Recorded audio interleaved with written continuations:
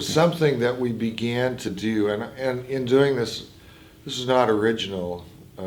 This I learned from somebody named Silvesto, South American Pentecostal evangelist, and he's written some books about ministering to cities.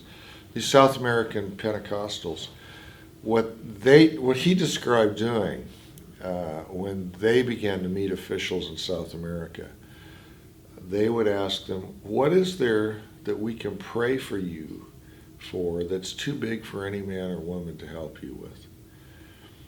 And they almost all, one of the things you learn about people who are in positions that are official positions, people may think that these are very powerful people. When you're in those positions, you're aware that you're actually very impotent. There's really a whole lot, there's far more you can't do than you can. And everybody in a high position of authority is in over his head or her head.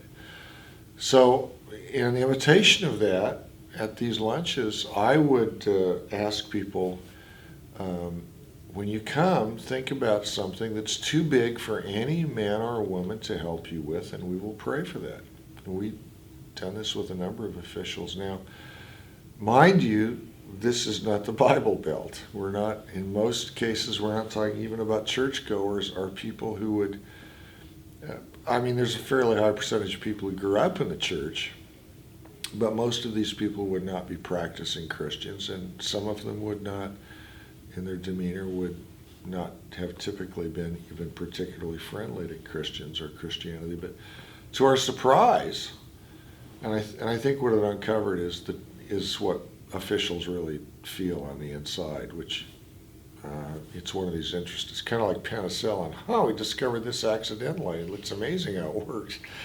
So these people would actually think about this.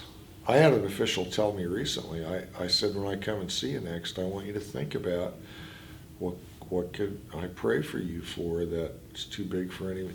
And I came back, he says, I've really thought about that. I've really thought about that. And these people would come and they would have requests. In one situation, we had an official come, and this person had a whole list. It wasn't just one, it was a whole list. And I stood up at the whiteboard and I wrote all of these things down. And then we said, we will pray for you because these are things too big for any man or woman to help you with. And the pastors would gather around these officials, most of them liberal and progressive in outlook and certainly not practicing Christians, and lay hands on them and pray for these things. And to our amazement, it was like they really wanted this. And then what was even more amazing was when they and we would start to see answers to these prayers.